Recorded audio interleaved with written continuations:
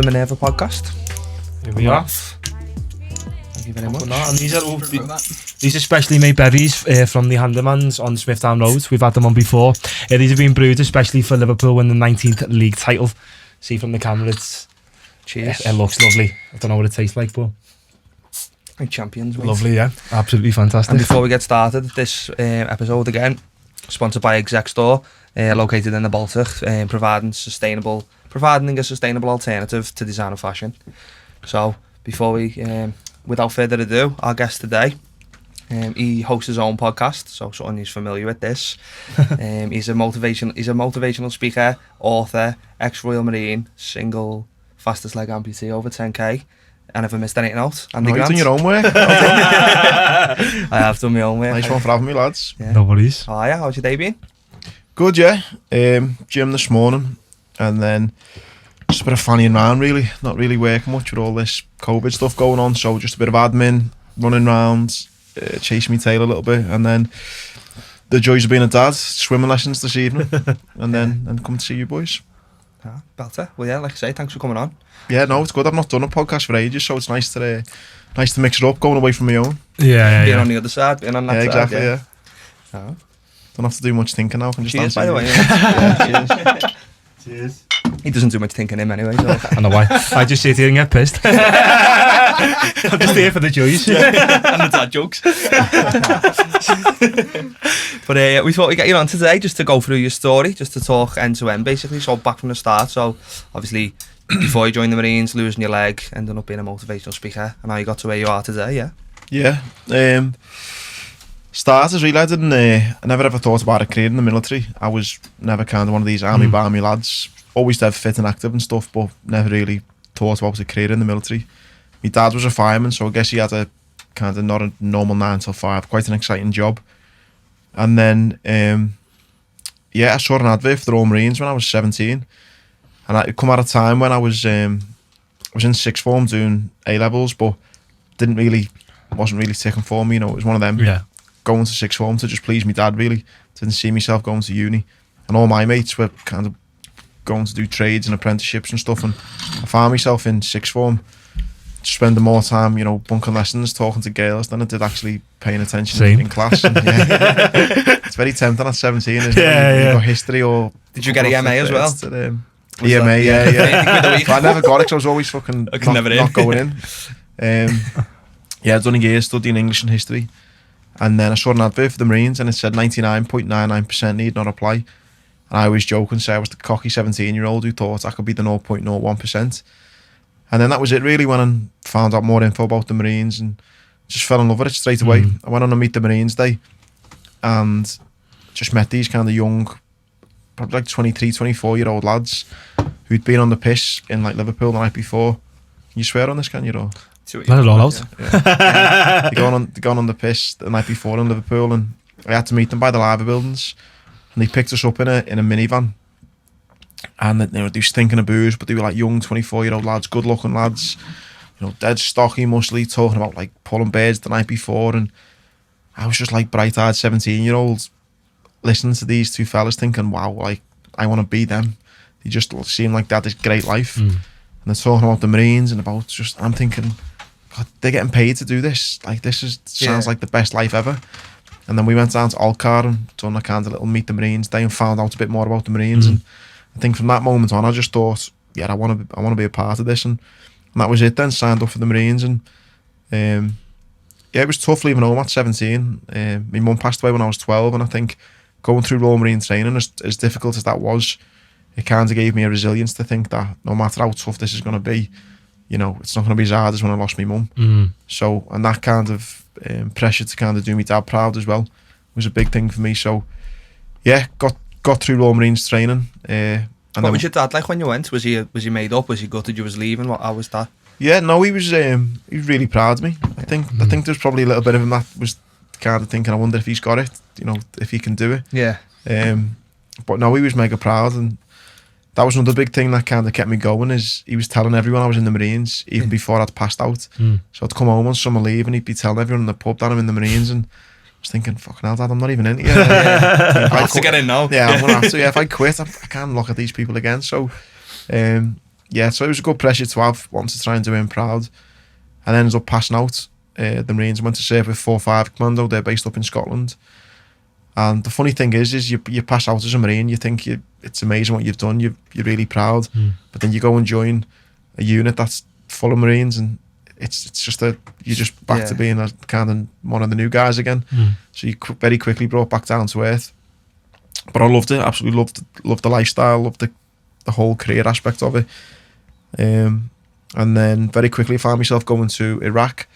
I was 18 at the time, and it was our job to do a force protection job over in a place called Qazar, which was on the Iraqi-Kuwaiti border. And it was basically our job just to basically coach, mentor and train the Iraqi Marines and the Iraqi Navy in the hope that when we left, Iraq would be in a better place. And it was dead chilled out, to be honest. It was never had to fire me weapon once in anger. There was a lot of the hearts and minds going on.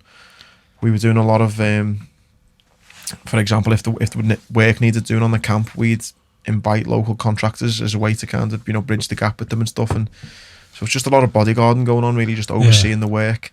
Did not feel like a war at all. No. We had a swimming pool and a volleyball court and everything like that. You put a picture up today, actually, and it was like simpler times. A picture of you. That was in Afghan, that one, though. But no, in Iraq, we shared a camp with the Americans. It was just dead chilled out, good food, like showers, bedroom. Dead chilled out, mate. Yeah, just nothing really to report. Exciting. It was like a good laugh. And how old was you when you went to Iraq then?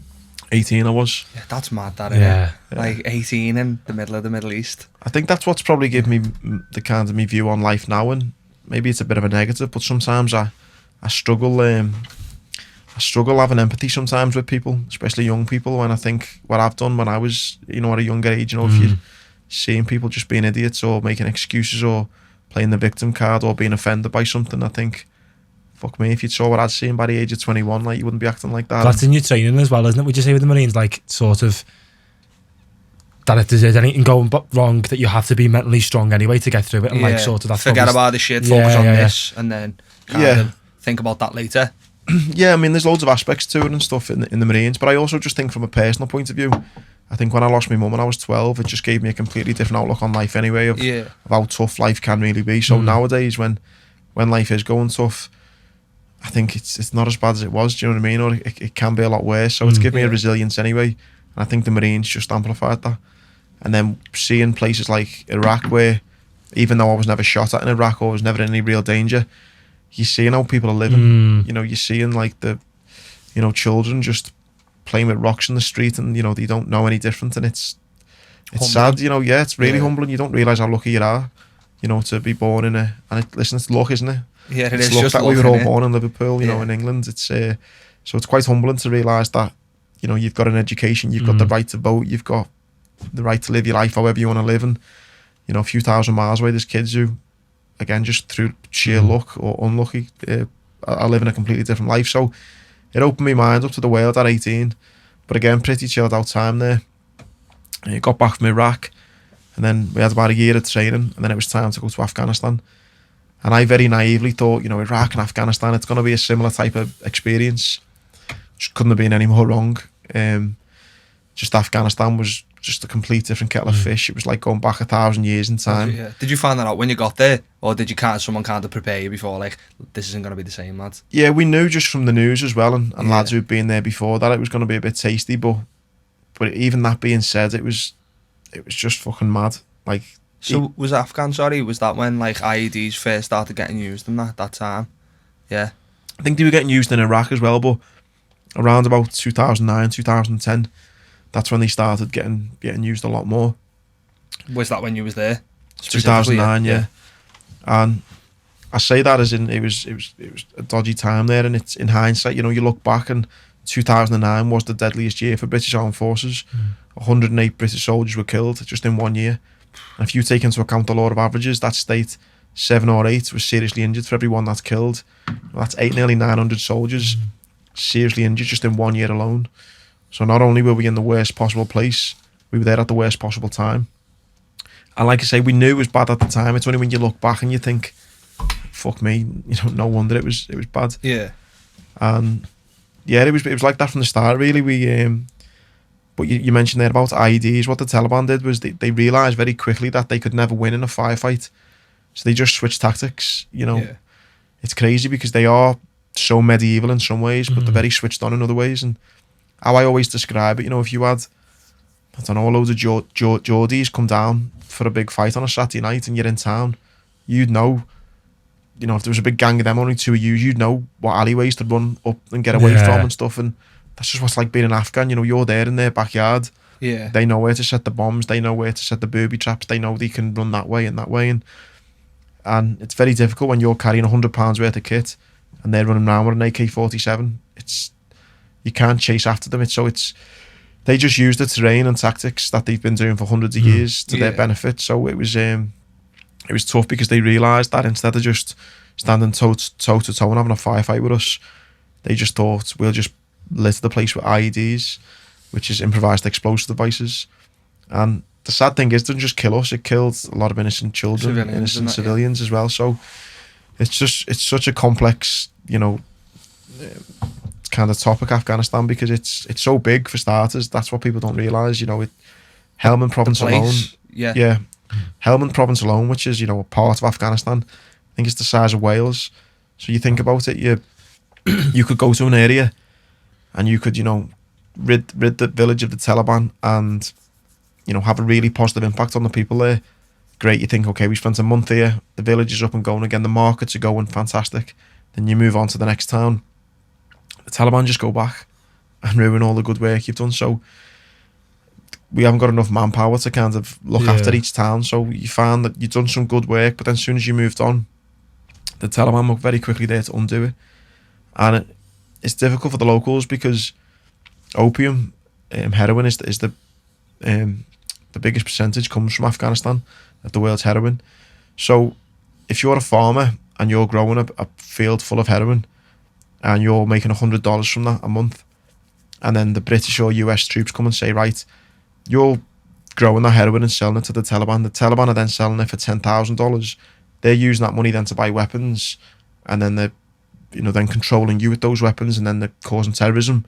So we don't want you to do it. We want you to grow corn instead. But with that corn, they can only make $10 a month. They're going to go, fuck that. Why am I going to grow corn when I can make $100 by selling heroin? So you can't blame the Afghans, you know what I mean? And also the Taliban would then use force as well. They'd say, if you don't listen to us and grow the heroin, then we're going to kill all your family. So, you know, the Afghans were in such a tough position to think, who do we listen to, you know? Yeah. So it was a really complicated time. And did you understand this at the time when it was all going on? Did you kind of get the gist for that, speaking to people and stuff? Yeah. Well, again, it wasn't really me speaking to them because it was so primitive. You know, you were using interpreters and you're trying to explain as best you can. But a lot of these people, I'd never seen white people before, you know. So it like, again, I'm talking, you're going into like the real, like, places where no one's kind of been before. So it was mad. And listen, I understood the bigger picture, and forget the kind of conspiracy theories about 9/11 and things like that. At the end of the day, there was, you know, terrorism going on. Whether you look at 9/11 or you look at the 7/7 bombings, and there's various other terrorist attacks that were linked back to Afghanistan, then something, you know, did need to be done. I don't agree, in hindsight, looking back, that we needed to be there for 10 or 15 years, but definitely something needed to be done. And even forget global terrorism, there was a lot of innocent people who were living under a tyranny from the kind of fear of terrorism as well. So the job that we done there, whether we should have been there or not, is another question. You know, we've done some fantastic work there, you know, in the villages that we were able to kind of set free, if you like. But it very quickly kind of dawned on me that it was just such a bigger picture. Yeah. And it was an unwinnable war, just because of the tactics they used in the end. Like I say, they weren't there standing toe to toe with you. In the end, they were just laying bombs. So, you know, they don't even have to be on the ground fighting. They can set the bomb and then, you know, go to bed, go and crack on, do whatever. Yeah. And then you're out there patrolling.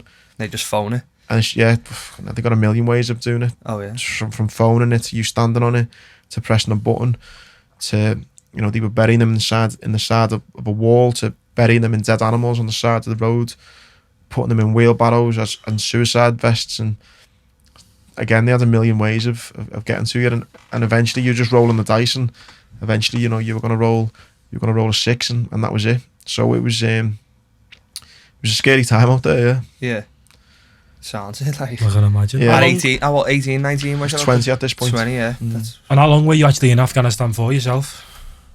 I was there for, I think, just short of 5 months. I think I only had about 6 weeks left before I was due home.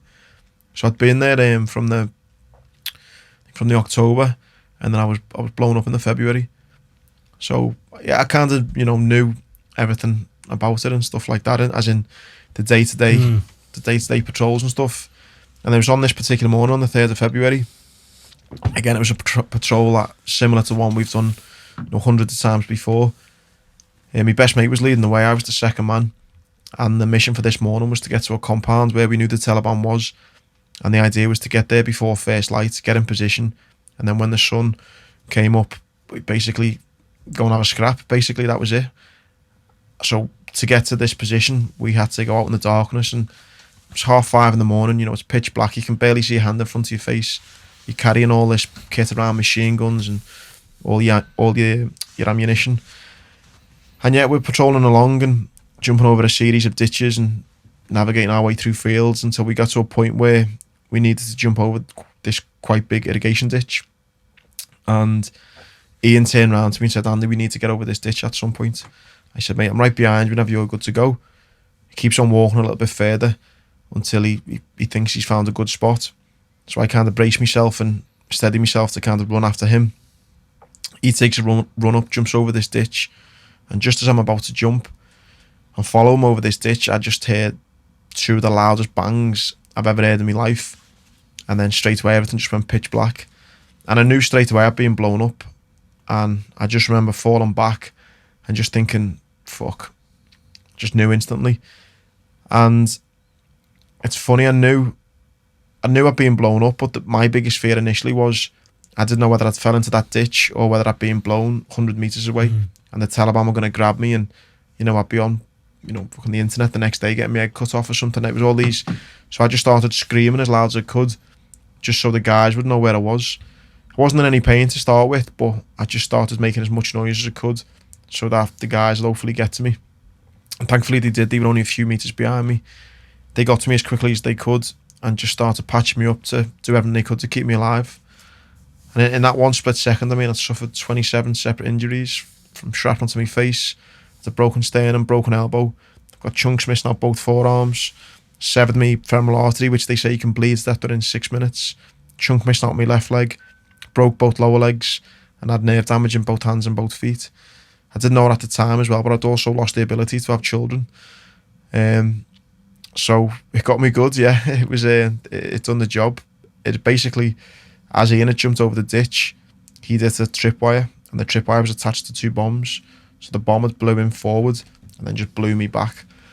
So what were the extent of his injuries? He wasn't as bad as me, don't get me wrong, he was injured, but again, very clever how they'd done it. They set it up in a way where it would injure as many people as possible. So the bomb had kind of blew him forward, so he had a nasty bang to his head.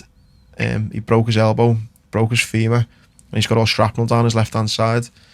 But he just got launched 30 or 40 metres forward, whereas me, it just kind of hit me full on. I only fell back a metre or 2. Oh yeah. But yeah, he doesn't remember anything from the day because of the nasty bang to his head. That's a good thing. He doesn't remember. Does he not remember anything from the day, or is it like from a period? Is it like he remembers going to bed the night before, and that's it. Then he wakes up in the UK, fucking 2 weeks later. So yeah, there's a funny story about that. I'll tell you in a sec. So he gets blown up and he gets forward, and I fell back, and I describe it really in 3 parts. The first 10 minutes, I was kind of just screaming, and the lads got to me as quickly as they could, and within about 30 seconds, a minute, they'd calm me down, and I'm just lying there kind of talking to them. But I wasn't in any pain. They put morphine into me, and I just kept on saying to them, "Have I still got my arms and legs?" They said, yeah, you still got it, don't worry. Because I knew everything that was going on, but I had all dirt and debris in my eyes, so I couldn't see anything. I said, "Lads, please just tell me the truth. Have I still got my arms and legs?" He said, yeah, you have, don't worry. And then I was going, "Lads, don't fucking lie to me. Have I still got my arms and legs?" Yeah, don't worry. And then after about 10 minutes of that, the fucking pain kicked in. And the adrenaline just worn off, did it? yeah, the shock as well? The shock, everything had worn off, and the morphine weren't doing anything. And I just knew something was wrong with my right leg. I said, lads, are you sure I've still got my right leg? Because it's fucking killing. And he said, yeah, mate, you've still got it. And he said, it's the tourniquet that's causing you pain. Now, I'd been on patrols and stuff where lads had been injured. And through your training, you know that if someone's using a tourniquet, it's to stop the bleed. So normally, you know, you will have lost the lower part of your leg and you put a tourniquet on there to stop you from bleeding out. So I'm thinking, why have I got a tourniquet on then if I've still got my leg? Yeah. You know, you're lying to me. And they said, no, you've just got a bit of a gash in your leg. You know, we need it on. So I was thinking, fucking hell, like, how bad's this gash on my leg? And the pain to my right leg was just excruciating. It felt like someone was like digging their elbow into like the inner part of my thigh. And then there was like fucking 10 tons on top of that. Just like really dull ache, but a sharp pain all rolled into one. That kind of went on for about 10 or 15 minutes. The guys had got me on a stretcher and patched me up as best they could. You know, took care of everything else. And then got me back to like a bit in the field where the helicopter was going to come in and pick me up. And then for the last kind of 10 minutes, just started feeling really tired. I was obviously close to dying at this point. And the lads had done everything on the ground they could for me. It was just a case of now waiting for the, you know, bloods and fluids and everything else to get delivered. And the lads are talking to me saying, come on, Andy, keep talking. And just started becoming lazy, saying, lads, I was lying there going, lads, I'm all right, don't worry. And like, Andy, keep talking. I'm like, lads, fucking hell, what do you want to talk about? And you just get to that point where, you know, you're just slowly dying, I guess. And thankfully at that point I heard the prominent sound of a Chinook, you know, the two rotor blades. And I just thought, oh, thank fuck, you know, I'm going to survive. And there's a kind of unwritten rule where if you can get put on that helicopter and you're still breathing, the chances are you should survive. And I just remember the helicopter landing next to me, and obviously I was still breathing, and I thought, thank fuck for that, you know, I'm not going to die. They put me on the back of the helicopter, and then that was it then. They pumped all the drugs and fluids into me, and then I don't remember anything then until I woke up 2 weeks later, back in Birmingham in the UK. Was your mate there as well? What was his name, Ian? Ian, what yeah. was your funny story you said about him not remembering? So he woke up a couple of days before me, and he was kind of, when I woke up, I was like, fucking hell, mate, I've been waiting for you to wake up. You know, I don't know, they've told me obviously a little bit what's happened, but no one knows apart from you, you know, what happened. I've been waiting for you to wake up so you can tell me. I kind of looked at him and I was like, you don't remember what happened? He said, no, I remember going to bed the night before, then I wake up here next to you, like, what the fuck's going on? I went, mate, you really don't know? He said, no, I don't know what happened. I said, you jumped over that ditch and got us fucking blown up, you idiot. And he was like, did I? And like to this day, like he had no idea that. Yeah. He was done, he got us blown up. So yeah, I just give him shit all day. He's done, he got us blown up. No, but thankfully he made a really good recovery, and we're still best mates now. Oh, so yeah, it was good out. It's good that it worked out. He went back out to Afghanistan a couple of years later as well, and he's now a firefighter. So he's done really well. Yeah, and then I guess that it was just 2 weeks in a coma, then woke up with my dad sitting next to me. So was that like in a hospital, was it, or like what's it called, like a rehabilitation house? Yeah, no, still in intensive care in the hospital. Yeah. I spent about 3.5 months in hospital, and then I had a big, it's called an Elizarov frame on my right leg, basically just to keep my leg together. Was that with spikes and that through it? Or? Yeah, I went from my knee to my ankle, had all rods going through my leg, and the idea was to try and grow back 6 centimetres of bone, because that's how much I'd lost. They gave me the option of an amputation or to try and grow my leg back. So I tried to wear this cage to try and save the leg. And the cage worked, to be fair. I managed to grow back to 6 centimetres of bone, and I went from a wheelchair to crutches to a walking stick to I could walk around okay. The big problem though was with my mindset. You know, I was used to being this young fit Marine who loved sports, who loved adventure, climbing mountains, travelling, and I had this dodgy leg that didn't really work. So in the end, I opted to have the leg amputated for a better quality of life. It must have been a tough call, that. Yeah, that was really tough, because I think if someone, you know, if a doctor tells you that you've got, you know, cancer in your big toe, if you don't amputate it, it's going to spread and you're going to lose your leg, then of course you'd chop the bottom part of your leg off to save the rest of your leg. Whereas for this, you know, one doctor would say, if I was you, I'd keep it. Another doctor would say, no, I'd amputate it. So it's on you. It was on me, yeah. And it's not as if you can say, you know, 6 months down the line, I'll actually put it back on. You know, I don't want this no more. So it was a big decision in that sense, that it was final.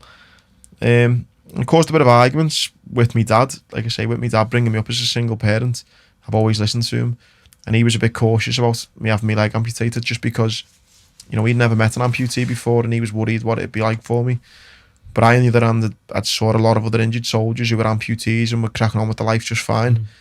And I thought, nah, you know what, I need to do this just to get a quality of life back, because I just wasn't enjoying hobbling around and feeling sorry for myself. So I think I was 22 at the time. And then I elected to have the leg amputated just for a better quality of life. The funny story that came from that was, as they've amputated my leg, I had a Liverpool tattoo, which was I think probably everyone knows this story now, but it was a tattoo with the liver bird and "You'll Never Walk Alone." And when he's amputated the leg, he's cut off the word "alone." So the tattoo now reads "You'll Never Walk." I remember seeing that before I even knew anything about your story or anything. I think I seen it on Twitter. I was thinking, wow, that's unfortunate that. But then I've come to realise it was a joke. Or was it not a joke? Was that how it ended No, it up wasn't looking? like I'll just put this on silence, keep going off. Yeah, no, it wasn't done on purpose or nothing. It was just... But he's seen the funny side, innit? Like, Well, yeah, he kind of did warn me beforehand. Said, look, your tattoo might look a bit different and stuff, but I didn't expect it to be quite so different in that sense. yeah. And listen, it's turned out to be a funny story, so it doesn't bother me at all. But yeah, there's I think more people know the story, and I've been in some places when I've said the story, or someone said to me, "Oh, I know a lad who's lost his leg and this tattoo," and I'm like, "Yeah, that's me." No, it's not. No, it's this lad I've seen it, and I'm like, "No, that's me."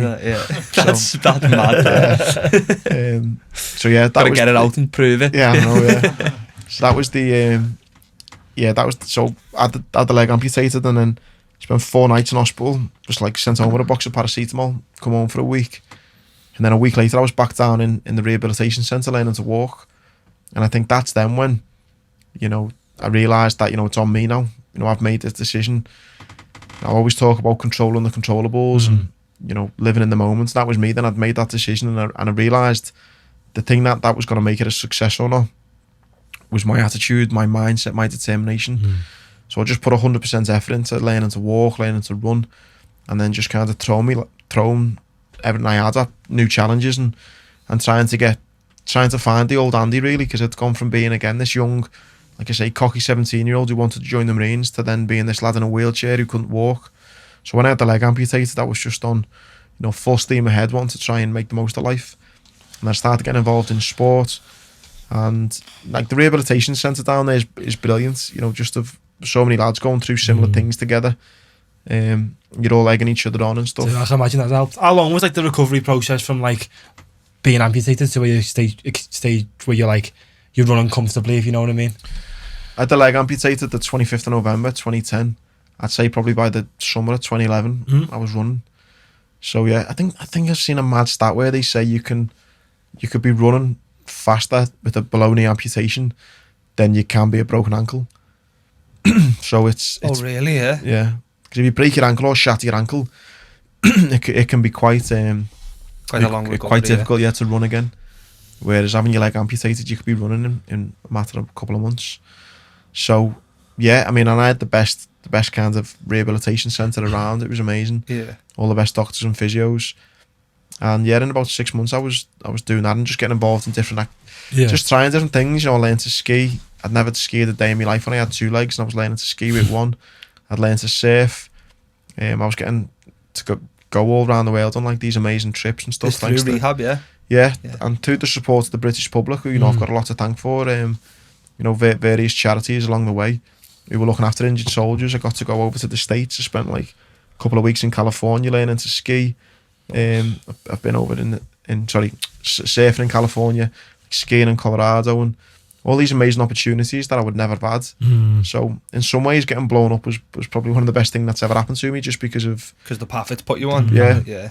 Don't get me wrong, it just took a strong mindset and a lot of determination and a lot of bumps in the road, but some of the things I've done and the people I've met and the experiences I've had, you know, they would never have happened. So kind of grateful for it in one way.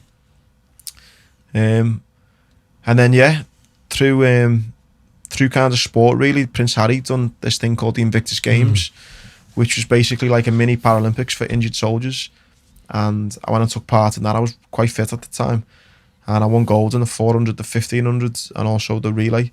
Boss. And on the back of that, a lot of other lads went on to the Paralympics. But for me, sadly, the longest distance in the Paralympics was 400 metres. How come they don't do anything longer than that?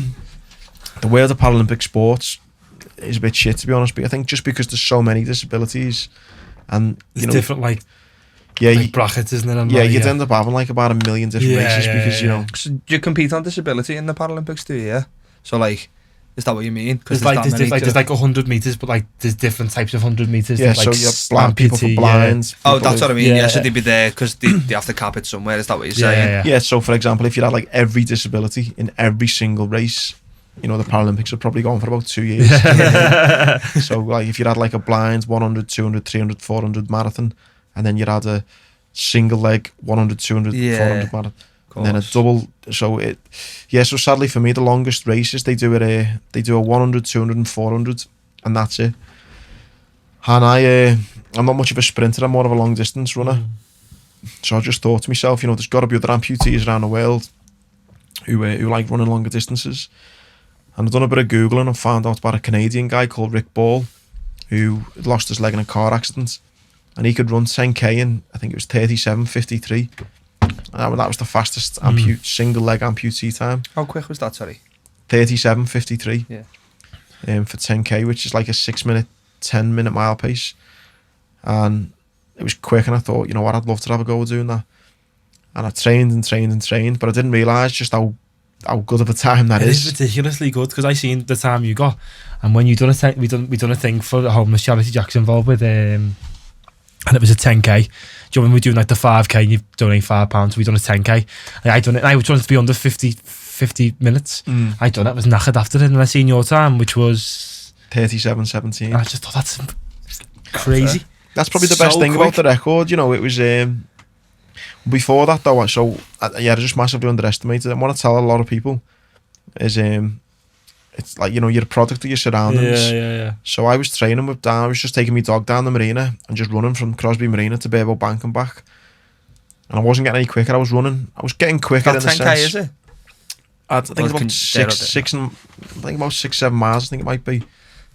I can't remember now, but I was just doing similar distances, thinking hopefully I'll improve. And I was getting fitter, but I was plateauing at around like 42 minutes or something. And I was thinking, how the fuck am I going to break this record? And it's only when you train with faster people and, you know, you get a coach and stuff. And I started training with a good friend of mine, Tony Clark, who's a running coach.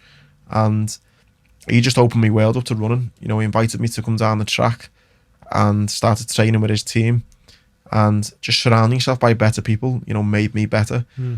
And I say to people all the time, you know, I was always the slowest one in the group, but I didn't care because I knew that just by holding on to their coattails, it would make me improve. So I say to kids all the time, you know, if you crap at maths, just go and hang around with the kids who are good at maths, you know, and you'll get better. Yeah, of course. You know, you might have to cheat us, you know, at the beginning, but, you know, just...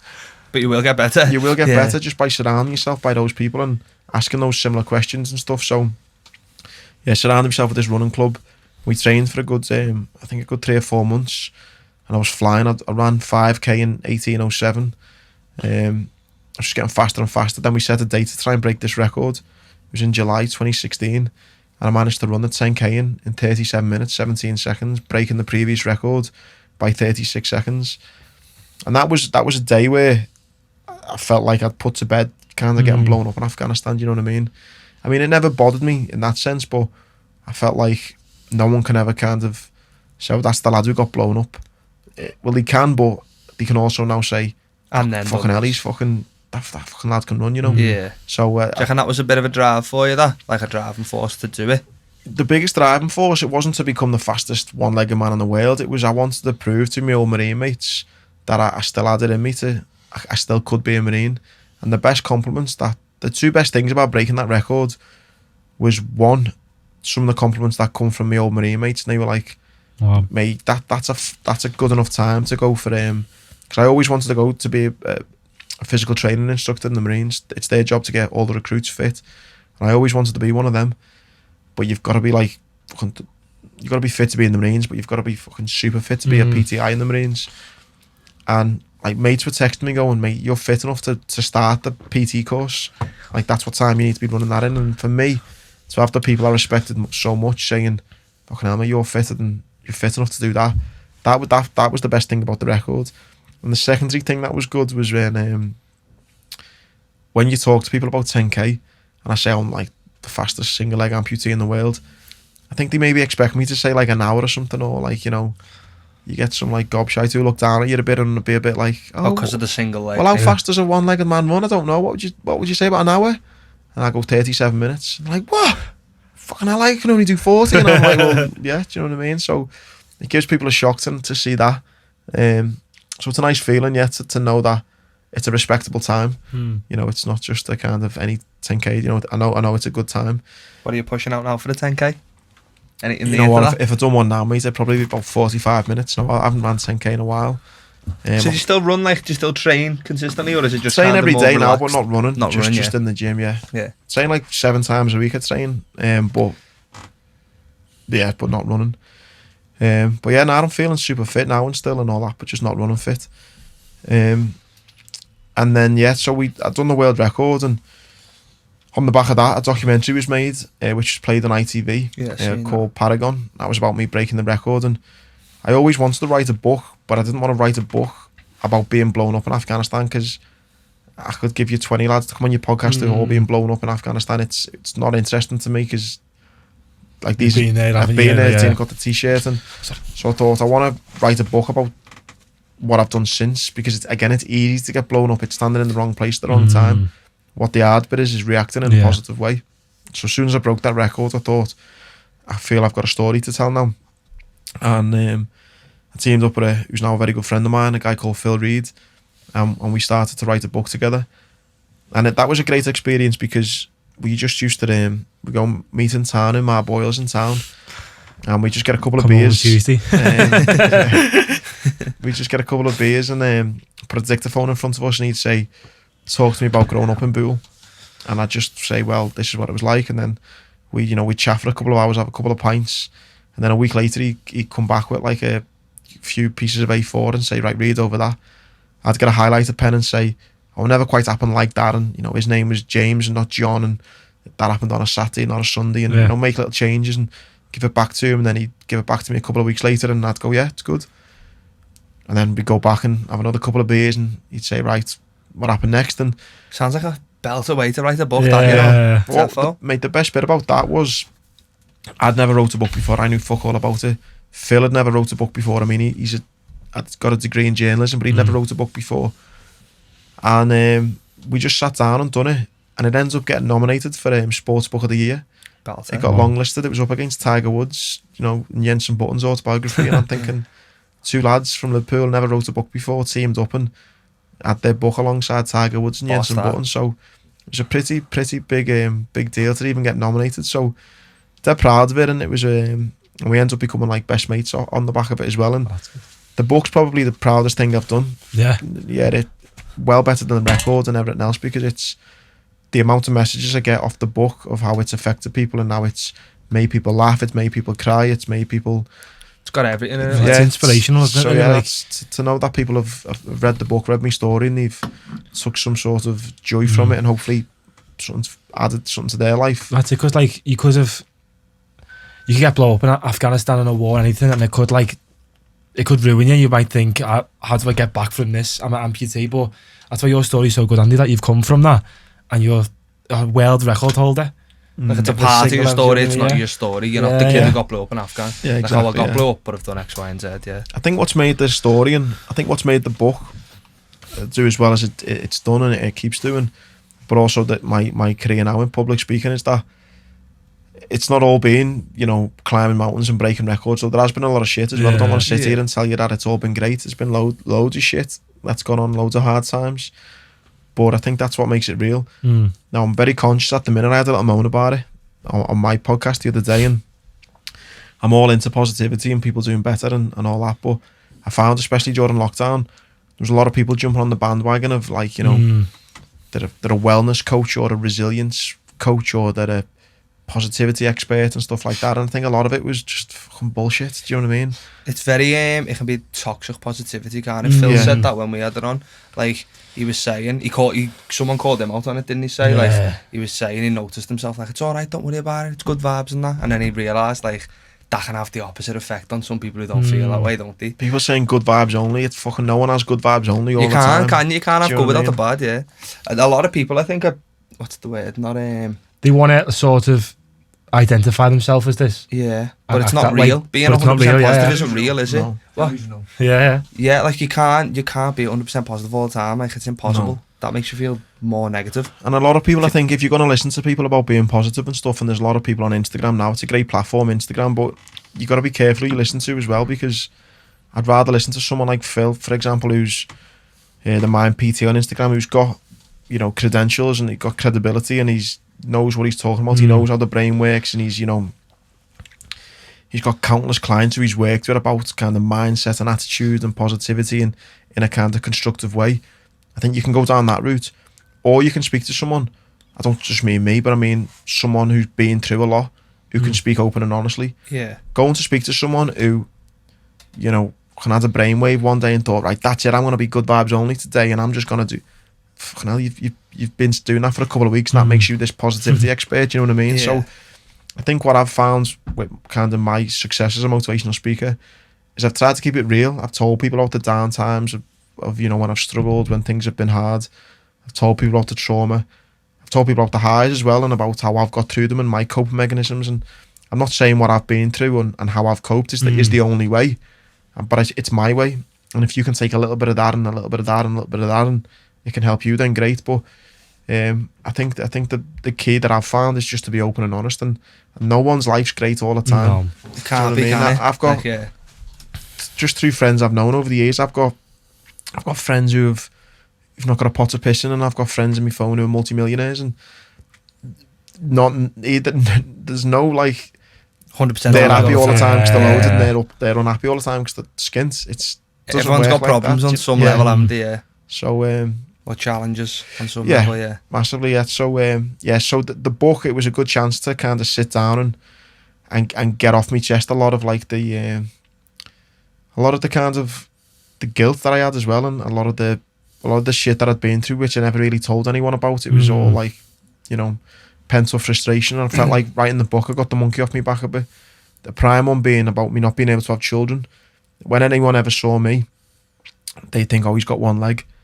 But for me, the biggest trauma was that I lost the ability to have children, and I was thinking, should I tell people about this? Should I not? And I ended up opening up and saying about it that I did, and like the amount of people or the amount of fellas who've got in touch with me and told me that maybe they can't have children, and to hear me talking about it so openly, it's how much it's helped them. So not only did it get a monkey off my back and a chance to be open and honest, but I think it's helped a lot of other people as well. Yeah, because fellas don't speak as well, do they? Will like Nah, not comment about on something like that. about something like that. So when they see someone like yourself being open and honest, they're like, Yeah. someone understands, yeah. Yeah, so Belter. the book was like was a massive therapy session for me, and like I say, I ended up becoming like best mates with Phil, who wrote it, and there was many a time we were sitting in boozers around town crying our eyes out, you know, just two young fellas sitting there over a beer crying. Yeah. I mean, absolutely bawling our eyes out when I was speaking about my mum passing away, or I went through IVF and I've got now a little girl thanks to IVF, and talking about when she was first born, and again, people must have thought like, fucking hell, what are them two talking about? You know? But it was great therapy for me, and I'm very grateful for Phil for the work he done, and it turned out to be a good book. So with yourself, what you're saying about obviously your mindset, what's been the sort of biggest sort of like point that's made you have this sort of, not would say positive mindset, but the mindset where you've got through everything you have to where you are today in a way? Yeah, because you must have had a moment where it was make or break. Yeah. Like, I just let it define me, or let it... Like, you can either identify with something, can't you? This is me, or it can just be something that happened and you get on with it. I don't think there's been one moment. I think I honestly just always say about my mum passing away. I think ever since then, I mean, what... It's like your benchmark, is it? For like... Yeah, like dealing with stuff. getting blown up, it was bad, but it weren't as bad as losing my mum. Do you know what I mean? Yeah. So I think just made me a harder person. Don't get me wrong, I'm not hard in the sense of I'm very emotional. Like I cry over anything, me, but That's a good trait to have, me. Well, mate, I'm a crybaby over any film, Marley and me. Marley and me, anything, like, mate. yeah. Oh, To Them be type of sensitive though, films. you know what I mean? Yeah. To like, oh yeah, to be open about stuff rather than being like, well, crying me. yeah. Don't think this Yeah. film won't make me cry. No, if it definitely. does, cry your ass off, do you know what I mean? Yeah. No, I definitely wear my heart on my sleeve. I'm very emotional in that sense, but it Gives made me more resilience. yeah, more It's like, resilient in yeah. the sense I just think, fuck this, I'll get over this. And I've always just had this confidence of but I always just know, it sounds weird, that I'll be alright. Do you know what I mean? I just always think, nah, I'll be sound. I'm going to nail it. It's sound, I'll be okay. And I've just always had that confidence. And I think it's come from, losing my mum at such a young age. And my dad done a great job of bringing me up. And then I've kind of had this resilience and this determination to do well. And then I've joined the Marines, like this elite organisation. That's then times by 10. So then I've got to a point where, all right, yeah, getting blown up. It's less than ideal. But it's a young lad who's at 20, lost his mum, went through the toughest training the UK has to offer, and now I'm sitting there going, okay, shit, but fucking come on, let's fucking have a go here. Yeah. And so I think my mum was definitely the benchmark to think, it can't get any worse than this. But then they've changed along the way as well. Wanting to do me dad proud was a big one. Not wanting people to kind of feel sorry for me was a big one. I think more recently, since becoming a father, I want to be able to run around in the playground and go swimming and want to take my little girl on holiday and, set an example. Set an example for her that anything's possible, do you know what I mean? So I think you do a good job of setting an example. Anything's possible. Lad. I can't even run 10k and under 40 with 2 legs, do you know what I mean? Yeah. So... yeah, and just trying, but again, the thing is, mate, it doesn't need to be, breaking records every week. It can just, getting in the gym 5 times a week or, leading from the front. Yeah, just leading by example in everything you do. I always say a little kind of cheesy line I do with me motivational speaking is I got to meet her after the Invictus Games. I just won my gold medal, and a woman come up to me called Julia, and she had a little boy with her called Rio, his son. I think little Rio was about 8 or 9, and he lost his leg.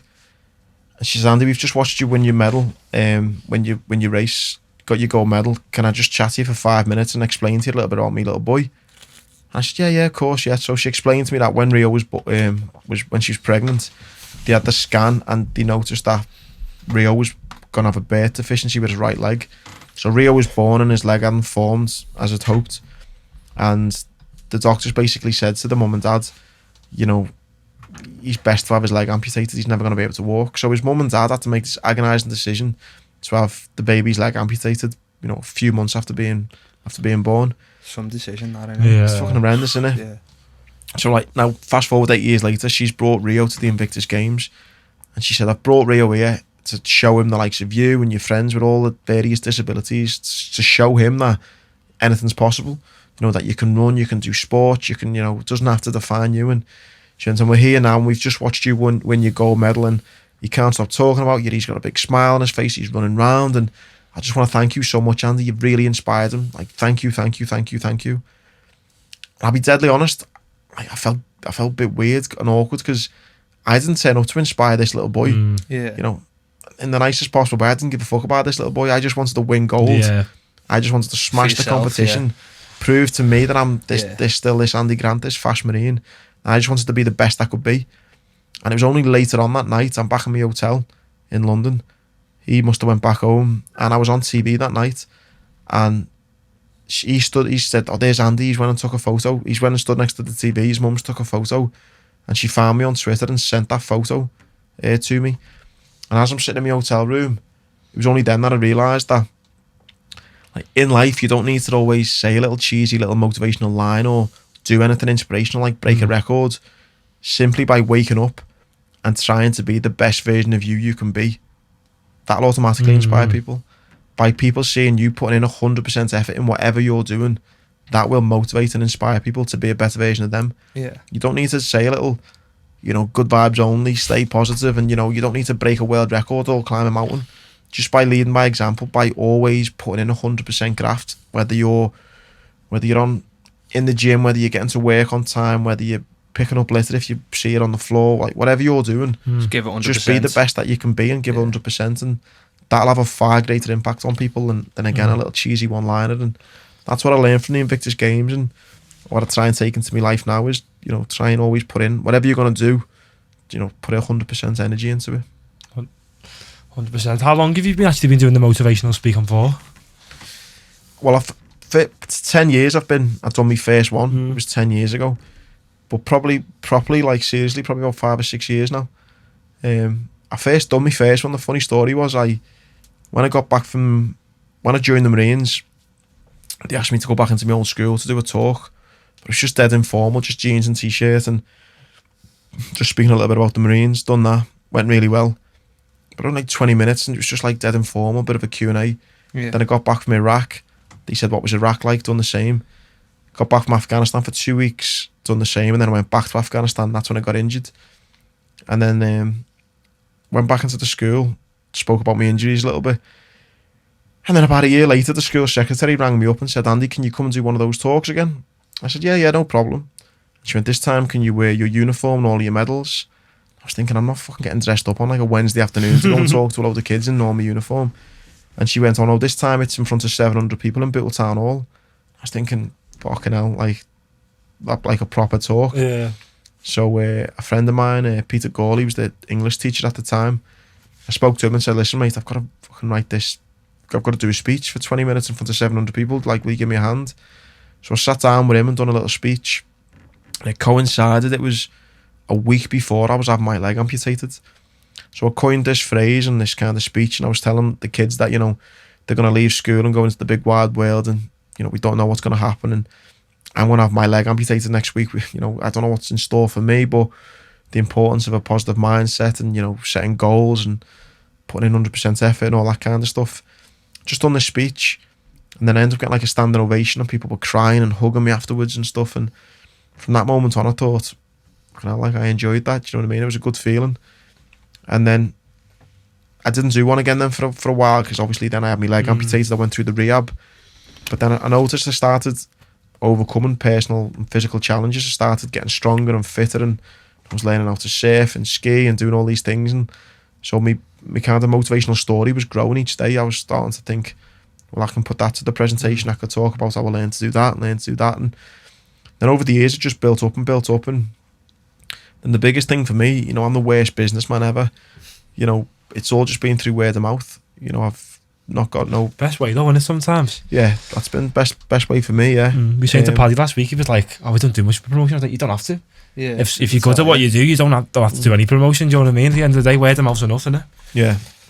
So yeah, I just started doing that, and then it just got bigger and bigger. It started off through schools, and then through businesses and at black tie dinners and things like that. And then, yeah, but then I feel like I've kind of achieved everything already though in the speaking thing. Like, if someone had asked me at the start, you know, what 3 speaking gigs would you want to do? I'd want to be do a big corporate gig abroad. And I was lucky Nike flew me to China a couple of years ago, twice. I'd done the first job, it went really well. They flew me back a few months later. So I worked with Nike over in Shanghai. Got to do a talk to the England football team just before the World Cup. And then I got to speak at St George's Hall for Remembrance Day in front of 20,000 Scousers. So I think, like, to speak at a military event in my home city in front of 20,000 people, that was pretty special. I got the big corporate gig kind of boxed off with Nike, and then a massive red love football. I got to speak to the England team. So I've kind of done everything I want to do with the speaking. I've loved it. It's great, and I continually do, you know, still enjoy it now. But I feel like I've kind of hit my goals when it comes to all the things I wanted to do with the speaking. What's next then for you? What's in the pipeline? No, you know, I just think more of the same. Yeah, more of the same. Like bigger goals. Yeah, bigger. Although I've not got any at the minute, bigger goals in that sense. I mean, to be a good dad, that's like me number one now. Yeah. But physical goals, I've not got any as in a specific goal. I just want to be fitter and stronger. Like I say, I'm training more than ever now. Yeah. And yeah, just training. Like I say, 25th of November is 10 years since I became an amputee. So I'd love to be like the fittest, strongest I've ever been on the 25th of November, and kind of, you know, get like a photo of me lying in a bed with one leg, little skinny thing, and then 10 years later standing there looking like a Greek Adonis with 3 eyes. That's probably my next little goal. But yeah, I've not got anything in the pipeline. I'd love one day to row across the Atlantic Ocean with Ian, who I got blown up with. I think to get blown up in Afghanistan together, then row across the Atlantic would be pretty cool. Be the only way you'll be able to get across the Atlantic soon now. You won't be able to get flights soon with all this going on. I know, I might just stay out there in the middle of the sea. Yeah, you know, we might join you. No, but one thing you're doing as well is, of course, your podcast, the Like a Podcast. How long have we been doing Like a Podcast? Like a year now, is it? Or started in February 19. Yeah, it was to mark the 10-year anniversary that I got blown up. Yeah, I was blown up on the 3rd of February. So 2009. So yeah, 3rd of February 2019. I started that, and I was just doing a lot of podcasts on the back of my book, and people were reading my book and then asking me to come on. So I was doing loads of them. I just enjoy, you know, chatting just like this, chatting to new people and stuff, and hearing a little bit about them and sharing my story. And a guy asked me to come on, Tom, just really nice lad, really helpful. And when I mentioned to him that I want to do my own thing, he was just dead helpful and said, "Oh mate, I'll give you everything you need. I'll help you set up. I'll do all this for you." And just a really nice, genuine guy. And I said, "Look, I appreciate it, but I wouldn't mind doing a little bit of a three-way like the way you used to have here. I think it's better. I think because I think it makes it more fun. Yeah, different. Yeah, you get different perspectives. Yeah. I think a couple of things. I think when you're interviewing someone, there's, you know, whether you love or hate Piers Morgan, he's a good interviewer. If you watch his life stories, he's really good. When you've got time to sit there, but you've also got to be connected with them and concentrating on what they're saying, but also thinking ahead of what else to ask them and stuff. So it can be quite difficult. So one, I think having 2 years there, it makes it a bit easier. But also what I liked about Tom was he's a little fucking posh boy, went to a private school from Wigan, and I'm a little scallywag from Bootle. So Tom's... Bit like me and him. I'm the scallywag from Bootle, he went to a private school. So Tom's mega academic as well. So yeah, different concept, different perspectives then, isn't it? Totally, yeah. So I'll be saying something, then he'll think of something completely different. Yeah. And I'm like, fucking, I didn't even think of that. And so it's made for a good chat. So I said to him, look, would you be up for doing it together? And I said, look, I know fuck all about the tech side of things, but I said, I know some cool people. So that was the kind of just the team brought together. He said, look, I'll look after the editing bit and the putting it together, and you just get the guests. So that's how we started off, really. And I think the first one we done was with my surgeon. We travelled down to London, in Heathrow Airport. We spoke to him in his hotel. We got him on. The only thing I regret a little bit about the podcast is probably went like big too soon. I had like some brilliant guests on that probably don't get the downloads and listens that maybe because they're not far back. Well, yeah, because we didn't have an audience at the start. And the thing with me, it's always been, I don't care who listens to it. I'd love to have a couple of hours with some of these guests. So fuck it, if I want to do it, then I want to do it. Yeah. And I never doing it to be famous or to make money or nothing like that. I just wanted to, again, selfishly just speak to people. Yeah. So we had like my surgeon on. His was brilliant. He's done 30 years as a general surgeon in the military. Then we had Tubes off Soccer AM, who battled, he's an alcoholic, so he's living with that daily. Yeah. His was so honest and so frank, it was brilliant. See, that was a mad one for me, that, because I know Tubes is Tubes, do you know what I mean? Yeah, like, you see him with the funny fella off Soccer AM. But I didn't know any of this side of it, and I listened to that, I was like, what? You probably don't with a lot of, like, there's a lot of celebrities, and, like, not even celebrities, people who are just, like, in the public eye and that, really, were like, you only know one side of them, don't you? And, like, that's the thing, like, even social media, like Instagram, and like, even like people, the friends you see, like, they're having the best life ever, but you don't know what they're battling in their own life as well, don't you? Massively, no, but he's been public with it for a while, hasn't he, Tubes? That's what I mean. I can just remember him when I was a kid watching Soccer AM. Same. And then to listen to that, I was like, oh my God, yeah. Who would you say your favourite guest is you've had on so far, Andy? Or the best conversation, the most memorable? Mate, I couldn't even, I'm not just trying to sit on the fence, there's been so many, but so varied ones we had. The one with Jockey was the one that got me onto your podcast. And Jockey got loads just on, got shared around that. Because he's got a big following anyway. I think Jockey was a big help with that, but he's got just such an interesting story anyway. His was great. You could have a few more episodes with him, the stories he's got. Yeah, big time, yeah. His was great. Eunice was one of my favourites, the stunt woman. Oh yeah, Gladiator. She was boss. John Bishop was great as well. I'd known John for a little bit now, and he was kind enough to come on. Carragher's was boss, but again, I felt a bit awkward because I've known him a little bit. That was a bit, but he's just a great speaker, Jay. So you could kind of listen to him all day. But some of the like lesser known ones, we had a hostage negotiator on. He was fucking brilliant. That was really good. A guy called Neil Woods, who was an undercover cop. He was really good. Very interesting people, though, isn't it? Like, some amazing just recently we had a girl on called Dr. Grace Robinson. She spoke about county lines and how drug dealers are using vulnerable kids to operate and stuff. That was, again, mind-blowing. And again, I just selfishly want to know about different... Want a good conversation. Like, I just purely, like, admit it, like, kind of just based it on Joe Rogan. I think, again, if you want to... What's that saying? The greatest form of... Flattery is imitation. Yeah. So I was like, he's the fucking best at it. I want to just... I'm not asked about fancy cameras or doing this and that. I just want to just get someone in the seat who's dead interested and try to talk to them. So that's just always been the plan with it. And 18 months on now, it's going strong and stuff, and it's loving it. It's going really well. Belter. It is a good podcast. It's that's half the reason we started the podcast, was because we've spoke to people who we've had conversations with them, and like, other people will want to hear this, you know what you've got to say. We come on, and like, and it was just kind of like organic, just come and on. It's nice as well, because you like, sometimes you'll be out and someone will go, "Oh, I'll add your podcast about to listen to that," and it's like, oh, fucking hell, it's nice to know that other people are enjoying your conversations with people as well. And I think the idea is it's that kind of pub conversation, isn't it? You do it over a beer, which we are anyway. but yeah, there's been loads of different ones, and I genuinely haven't got a favourite. Like there's been some belters, so I've loved it. How many episodes you done now? I just took the words out of my mouth there. I think we're on about 80, coming up to 80 or something now. I think. Yeah. I'm doing a thread at the moment on Twitter. Said I was going to do it for ages, but doing a thread of like, so people could, go through a thread and see all the episodes. Yeah, so like, I think I started it just then and said, I'll start the podcast. Here's a thread, and it's like number 1, like the doc, number 2, tubes, number 3.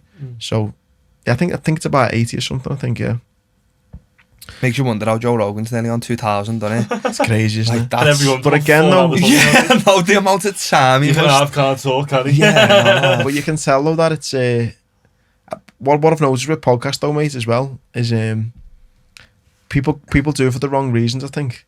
Yeah. Like I've seen so many people start it and then finish it. Like the amount of questions and emails I've got of people wanting to do one, and then you give them all. Listen, I'll fucking tell anyone anything you want to know. I'll just tell them everything. Here's what I do. Here's what I've started it. Yeah. And then I think they think they're going to make fucking tons of money off it, or they're going to do this, they're going to do that. I've hardly made a penny. Well, I haven't made any money off it. When you take it into the cameras and stuff into account, you know what I mean? I've been doing it 18 months. Yeah. Not made a penny from it. But I didn't want to make money from it. I wanted to just... Richer for the conversation, aren't you? Yeah, exactly, yeah. So... And then some people, I think, who just think that they're gonna. There's one lad started one called Straight from the Off, and he's about Sunday League football. It's brilliant. And he's probably the only fella who's messaged me, and he said, "Oh mate, I love the podcast. I want to do my own." And I said, "Oh, like told him what I done and stuff," and he kind of said, "Oh mate, like I was kind of one of the reasons he started it." And this is brilliant, and he's probably the only fella I know who's stuck with it. Yeah. I think so many people come and have a go and think, yeah. Do you know what I mean? Got to take it seriously, haven't you? I think from the off as well. Like it's like having a job. I think. Do you know what I mean? Like the planning and preparation that goes, not like full time, 40 hours a week, but there's a lot of bits to it, isn't there? You can't just be half-assed at it. Yeah. This is my highlight every week, Dom. Every week I look forward to. Tom say that. Yeah, I think the good thing is with having 2 years as well, is that you're held accountable. You know, if you're doing it on your own and you couldn't be arsed one week, it's easy to just go, fucking. Do you know what I mean? Whereas the 2 years, you go, lads, come on, we've got that to do. You'd think that with him, wouldn't you? It is though. It is. Sometimes I'm like, shit, I haven't posted that thing, Jay will be on my back. And it's what you want though, isn't it? Yeah. It's defo. Because we say, like, so Wednesday we'll start, like, we'll have a FaceTime Tuesday, get in on the Thursday, and then all week listening, editing out, getting clips, and Thursday just comes around. I can't believe we've had 12 episodes. I can't. 12 weeks in my life. You should stick with it, like, defo, because, you know, and that's the thing I was going to say about the Joe Rogan. He's on however many episodes. He's just signed a 100 million quid deal with Spotify. You watch his first episodes and they're fucking shit. It's like, you know, the worst. You're thinking, what the fuck is he doing here? He spoke about it the other day. Like, he had like 200 people watching it. Do you know what I mean? At the start. But it's He's seen it when it was premature, the podcast though, didn't he? He knew what it was going to be. Don't get me wrong, yeah, he got in at a good time in that sense. It's saturated now. But if you're doing it for the right reasons, then, mate, I have had loads of money making ideas and I've thought, fuck this, I'll make me loads this, and I've tried it and I've failed miserably. And I've had things like the public speaking where I've just enjoyed it, and it's took me all around the world and made me money. Do you know what I mean? So I think if you do things for the right reasons, they'll always work out far more successful. Yeah, my dad's always said that to me. Never get into something for money because it won't last and it won't work. No, 100%. It's gotta love something first, haven't you? Yeah. The thing about Joe Rogan as well, I watched a little mini documentary on him. He has solely, personally, individually changed the way people get interviewed. Not like 5 minute out of context news things like Kevin Hart for 3 hours. Do you know what I mean? Like people like that, just a conversation. That's now how interviews are now, rather than like structured. Well, people like, don't just want to have a little 2 minute soundbite, do they? People want to get to know a bit more of the person. Defo. It's giving people more of a platform to be more open as well, which I think is good. Do you know what I mean? Like, I see one the other day, and it was like people crying on them and stuff. Yeah, exactly. And Do you know what I mean? And like, you wouldn't see an interview on like MTV or something like that and be like, no, Tubes crying, for example. Do you know what I mean? Or like, there's a lot of like celebrity as well. Like that's an image, innit? So like, I watched one the other day. You know, Daniela Westbrook. She's on James English one. And like that was just her, do you know what I mean? And she was talking about how she was this celebrity, and like that, I think that's what people want now is because there's a lot of fake shit out there. They want the real. Well, I think a lot of the time, if it was done on like an ITV or BBC, you know, they've got probably an agent saying, "Oh, don't talk about that," or "Don't mention that," or fit this in. They've got to be quite PG as well, haven't they? At the same time, yeah. With a podcast, you can just kind of be you, can't you? Whatever the fuck you want. Exactly, yeah. So can you not swear on YouTube? Is that a thing? You said, can you swear on this? Is there something? Well, yeah, you might have created a brand where you don't want no one swearing. That was all. It's for my Saturday for them, lad. Not my potty mouth. Should do the Insta. Yeah, good. So yeah, we were saying I don't think if you have on YouTube though, I think if you monetize it, if you make money from it, I don't think they let you if you're swearing. I think on you it. have to select whether it's appropriate for kids or not. Yeah. And if you're swearing, obviously it's not. So you're not going to make as much money. So yeah. Good job we don't make a fucking bean. Now I always think though it's hard to have a conversation without swearing. I think like it's different for you. You're a motivational. You're a speaker. Yeah, I Do know you what how I mean? to like. Yeah, I can not like if you'd said to me don't swear, I probably would not. Yeah, maybe that's But something. then we need it to just look makes you into. relax a little bit. Then if you know you're not having to think about it, do you know what I mean? Surely. So there's on like the likes of Joe Rogan, he swears, don't he? Talks about DMT and that like. Yeah, but he's not asked about it. Fucking little bit on YouTube. So what, is he not getting paid off YouTube, but he's getting paid off Spotify? You will do, just you can't have. So if you're like an adult and you buy an iPad for your kid and you give them kids only YouTube, Joe Rogan won't be on it. You won't be on it. Yeah. I would just say that to people then. Yeah. Don't put kids only for the Minerva. Be on porn up soon. Whenever I upload it, I have to tick whether it's kids friendly or not. And it's never. End up with our tops off at the end of each episode. So is yours non-swearing on the legger? Do you have it as that you can't swear? Or Yeah, do we you swear on it. yeah. See, I wouldn't even know if you swear or not because I wouldn't notice someone swearing. Do you know what I mean? Yeah. So what a swear. It's not bad words, is it really? Imagine Don't say being terrible offended by a swear. words. What's like the access kids have got to information and odd fucking shit here or fuck there. Do you know what I mean? They're not On bad YouTube. swear words, but there's some No. terrible swear words which I won't go into. Like, No. Go on. Right, so what we'll do before we get not so serious, we ask people, we kind of give away who you was without saying your name really. And they said, what would we like to discuss? So one of them, what's been the biggest risk you've took in your life? Oh, that's the reaction you want from a question, that, innit? Yeah, I've never been asked that before. Biggest risk. I make it like I don't even know what a serious answer would be. One of the biggest risks. Any bet on Liverpool? I'll tell you a good story. So about risk, I went to Las Vegas with a load of lads from the military. And on the way out to America, you'd have to fill out, a form that says, your custom form, whatever you can come back with, whatever and stuff. And it said you must declare $10,000 or more. So I joked to one of the lads and said, I'm going to win more than 10 grand on this trip. I'm going to have to fill out this form. He's like, yeah, all right. I said, fucking watch.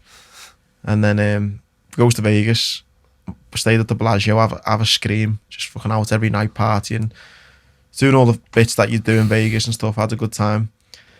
But I'm not winning fucking 10 grand, like, do you know what I mean? I think father on red. Yeah. I think like I took a couple of grand to spend and that was it, do you know what I mean? But that was for everything and we're there and all that. And then on the last morning, I woke up with 250. This is a true story, this. It's one of my best stories.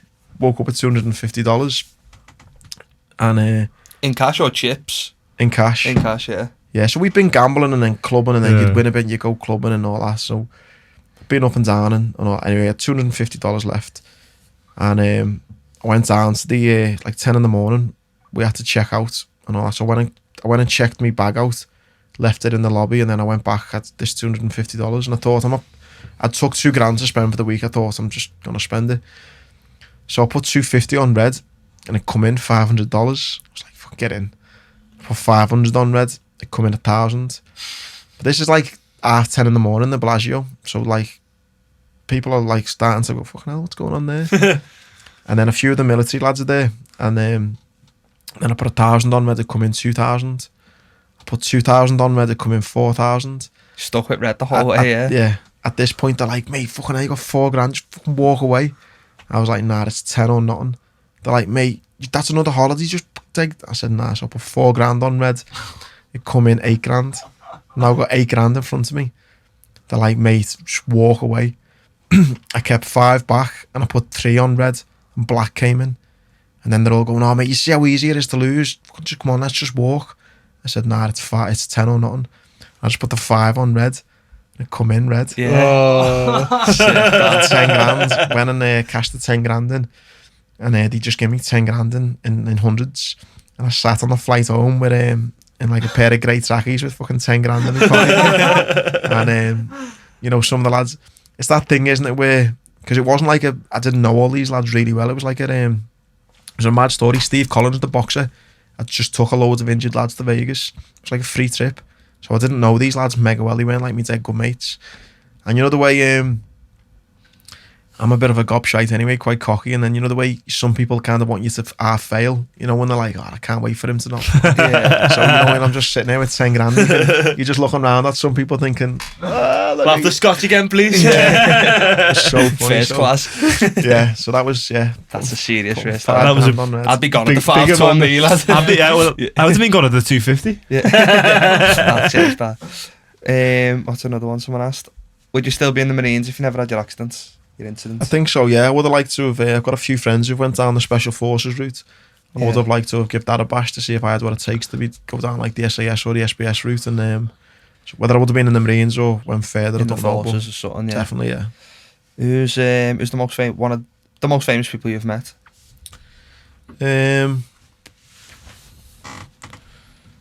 Depends like what type of fame, isn't it, I guess? Paddy last week had met Mike Tyson hungover in New York. Yeah, I've met Tyson. Yeah. Have you met Tyson? Yeah. Mike Tyson, got a photo of Tyson. Have you ever been like starstruck of anyone? Is there anyone who sticks out? You know what? Sounds a bit thingy saying this, but I have met like quite a lot of famous people, but like probably Steven Gerrard was like, he gave me a lift home once, and it was just like, but even seeing Cara, like he's like my mate now, but like I think when like you're a big red and you grew up loving Carragher and Gerrard, didn't you? So like I've met some pretty cool famous people, but I just think as a footy fan, seeing Carragher and Gerrard, like they're probably the most whoa. Yeah. I went to school in Crosby. I'm from Bootle, so I used to see Carragher all the time, and he'd go past you and he'd let on to you before you like hello Jamie, he'd be like, alright boys, do you know what I mean? Yeah. And it was just, I would see Carragher like quite often. I'd be like, not quite often, but I'd see him every now and then. I would be like, oh, there's Carragher there. And I remember seeing Gerrard in Crosby Bats once, and I crumbled. It was like I was about 9, I was like, oh my god, there's Gerrard, there's Gerrard. I seen him in the car, mate. I was about 13. Someone else was driving, and he was in the Pazzi. And my mate, so Elliot, right, we got my mate once walking home from school in the square by ours. My mate Elliot said to Joe, Gerrard's in the bank there. And then we come out and you'll believe he was in the bank. Gerrard's in the bank. And he went, is he? And he was like, yeah, looked at me. And I went, lad, yeah. And he was like, ran in nearly like proper panicking. Come on, was going, you bastard. And we all knew this story. So then we were sat at the bus stop and he went, lad, there's Gerrard in that car. This was like a year later. I was like, shut up. And he's like, lad, I'm not messing. Please just go and look at the car. I was like, no, I'm not doing it. He's like, please just go and do it. Went and done it. And he was like, you all right? He was like, all right. I used to train in the same gym as him, and so I used to see him quite a bit. And then one time it was genuinely easier for me to get the train home where this gym is situated. So I just used to get the train. And as I'm walking to the train station, Gerrard was driving out. He was driving this big Mercedes G-Wagon thing. His mate was driving him. And he wound the window down and went, all right, lad, you walking, are you? And I just went, yeah. And he went, yeah, jump in, lad. And I went, sure, yeah.